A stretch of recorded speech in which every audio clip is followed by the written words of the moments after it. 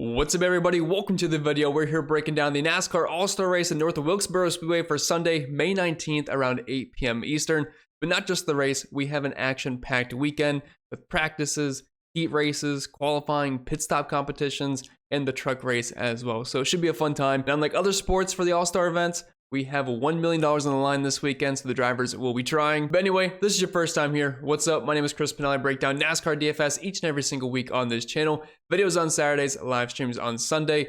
And since we're going to have the open race for the 3 cars to advance for the All-Star race around 5 or 6 p.m. on Sunday, I'm going to be going live during that, so I have time to actually run projections and stuff after the open races are done. So if you want to come in and hang out with me, I'll be live around 5 or 6 p.m. whenever that race starts. And really quick, I gotta give a shout out to last week's comment contest winner, Tony Carroll, for getting Tyler Reddick the closest of anybody.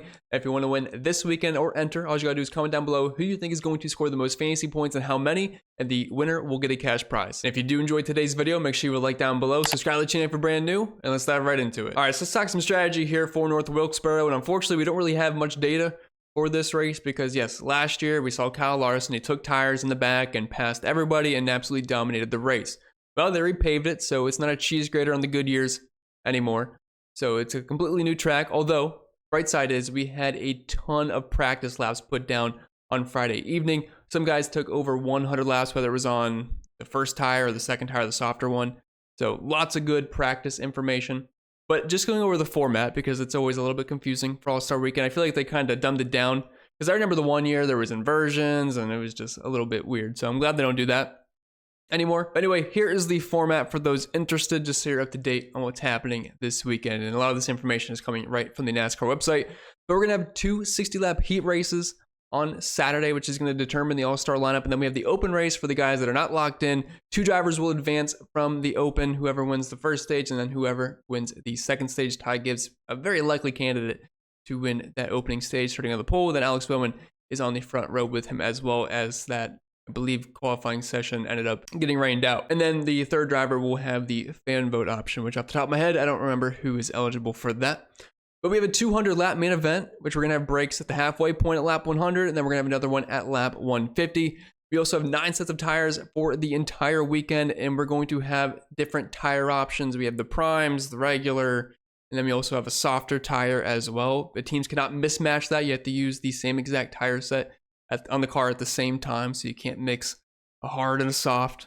So it's going to be interesting with the tires this weekend, but drivers got down a lot of practice laps with each set as well on Friday. And also teams will be required to start the All-Star race on option tires.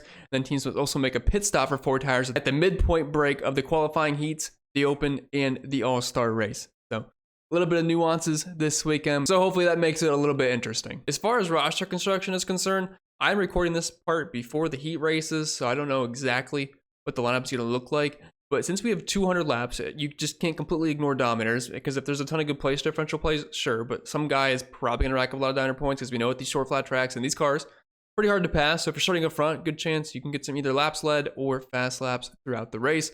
And if passing is extremely difficult, it could just be a follow leader, and you want most of the guys starting up front to have good track position because they are the fastest cars.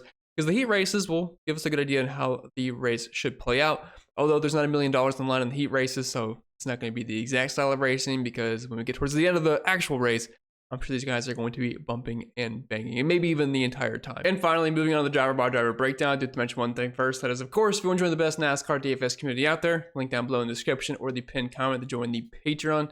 Got access to all the projections, the entire NASCAR model, the betting dashboard, articles going over cash games, tournaments, and my favorite bets on the weekend. Optimizer, ownership projections, cheat sheets, and all that fun stuff.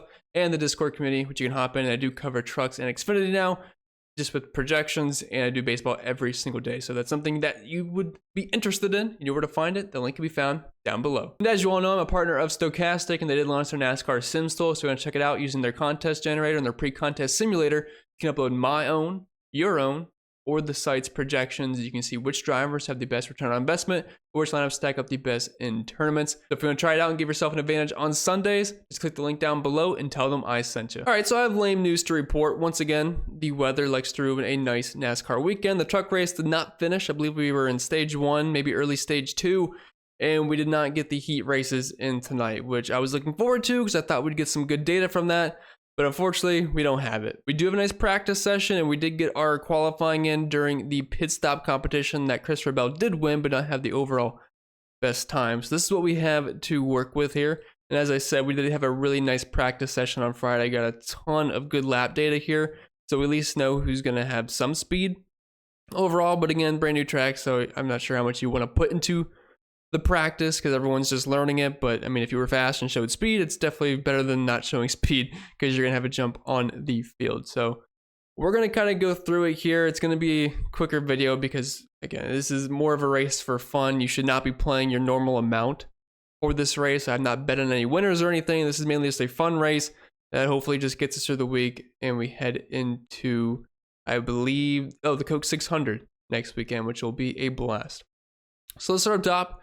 In the 10K range, we have William Byron, Kyle Larson, and Denny Hamlin. And if you're wondering why I have drivers highlighted in yellow here, that is because they are not yet confirmed in. All I did was take the top 3 highest odds to advance in the open race, which, again, I'm sure this is going to change. I am pretty confident in Ty Gibbs being able to advance, and whoever wins the open race will start 18th, or at least the first portion. Whoever wins the second portion is going to start 19th, and the fan vote will get the 20th. I have no idea who's in the fan vote running. We'll just throw them in at the end.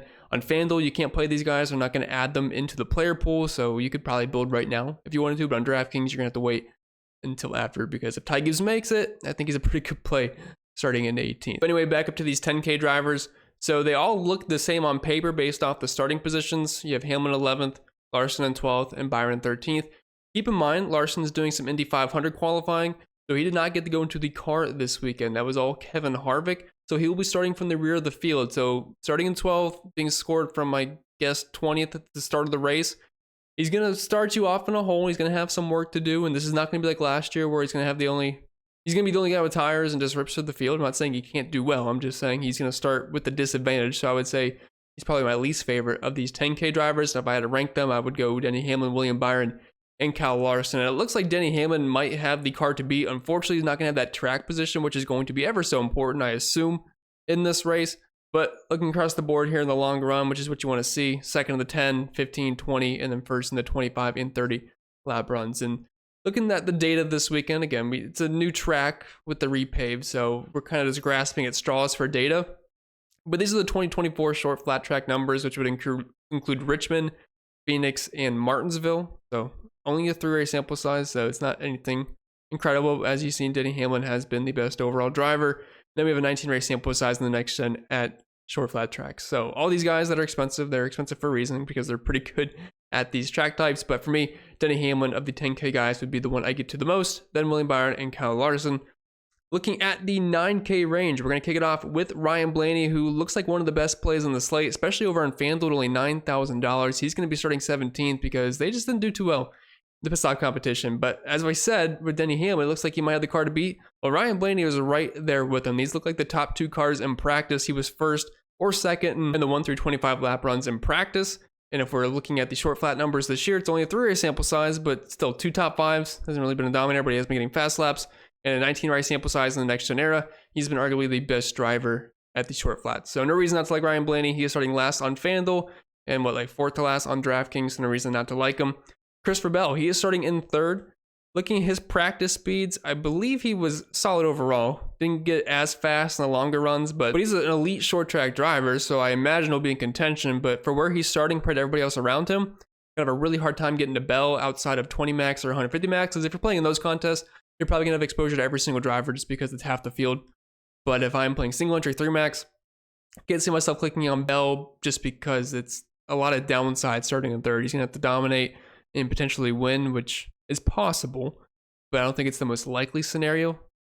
Chase Elliott starting in 15th. Similar play to Ryan Blaney. I don't think he's going to project as well, but he had a fast car in practice.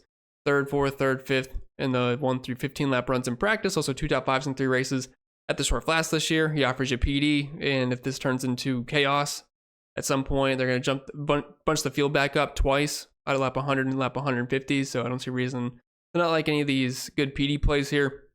Martin Truex Jr., for some reason his 5 laps not showing up, but overall he showed some decent speed. So I'd say he's your contrarian pivot, because if Ty Gibbs makes it, people are going to play Gibbs, people are going to play Elliott, people are going to play Ryan Blaney. Not many people get the Bell or Truex, but I'd rather get the Truex here. You save a little bit of money and you get 5 extra spots here. So I think Truex is a fine play. He's also been elite at the short tracks so far this year, short flat tracks, I should say. Ty Gibbs, if he makes it, great play starting in 18th. Very strong speed across the board. He's shown great speed for the majority of this season. Joey Logano is an interesting one, $8,800. He is starting on the pole, and at a track like this, if he can lead until they get a break at some point, that could lock you in some good downer points, assuming he just doesn't screw up throughout the race. But Joey Logano is a tough guy to pass. So I actually like the Joey route here because you can't just play full PD because someone's going to lock up in these dominator points. That's going to outscore some of these PD plays. So I like Logano a lot, $800. I'm assuming he's going to project well. So if you have to forego some of these potential place differential plays, like if you have to get rid of a Chase Elliott, a Gibbs, but Wallace to get in one guy at the very least close to the front, I'm perfectly fine with Joey being that guy. Great at short flat tracks. I know he didn't have the strongest car in the world, but that track position is definitely going to be important as we have seen at short tracks this year. But Wallace, he's one of those open cars, but I believe he had the second best odds to advance. I just threw him in here. If he makes it, he's fine starting at 19th, but man, these practice speeds were definitely not that impressive, so I don't think there'd be too much room for improvement. And he's really $9,000, so I could see myself probably getting to a ton of him because we have to save some money at some point. I think Joey Logano would have a lot higher upside, same with Ty Gibbs. Chris Buescher starting in 5th, just didn't really show too much speed here, which I don't love.